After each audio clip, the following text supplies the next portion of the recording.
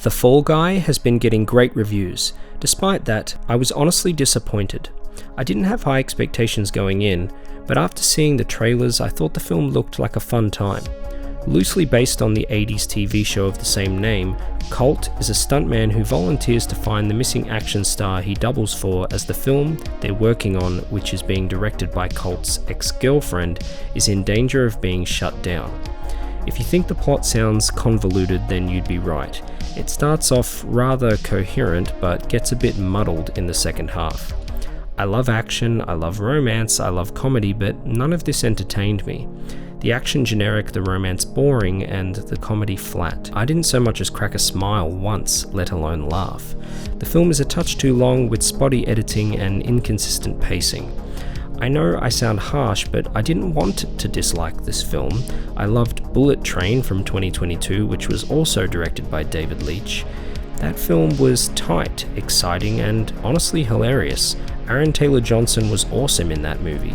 As much as I like him, he was only okay in The Fall Guy. I didn't think much of his character, probably because he really doesn't get much to do. I love Ryan Gosling and Emily Blunt. They are fantastic. They surely have charisma here, but they can't save the film. They merely make it watchable. I imagine if it wasn't for them, I probably would have been quite bored. A nitpick of mine is that the soundtrack is all over the place. I didn't feel like the songs meshed well together. That's important for tone setting, and once your patience is tested by a film, you do start to notice things like that more and more. The film isn't trying to be a masterpiece or anything, but I think it's a missed opportunity still. It's a shame that the comedy wasn't really that clever, as the idea of a stuntman embroiled in a criminal plot is great, because he can do the things required of an action star in real life. It's like he's living a real-life movie. There are plenty of opportunities for great jokes.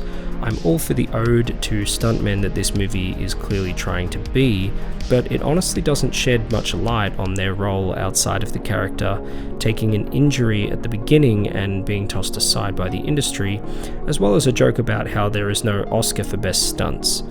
For a film about a stuntman, it doesn't have great stunts, which you would think it should. I understand that it isn't trying to be that deep. It is trying to be light and funny. I just wish that it made me laugh. Now, despite the good word of mouth on this film and the stars that are fresh off of Barbie and Oppenheimer in Ryan and Emily, the film hasn't been performing too well at the box office, which is honestly a shame because, aside from the title and the basic premise, this is an original film that was granted a budget of over $100 million, which is rare. We need more of that. I think if this film had a different title and had been marketed a little better, which I don't actually have any suggestions for, then it would have attracted a larger audience. It just isn't a great title. What does The Fall Guy mean to anyone in this current generation that doesn't know the 80s TV show? Despite my championing of this film's existence, I still can't really recommend it, unfortunately. I know I'm in the minority here. I like the actors, but the script just didn't get even one laugh out of me.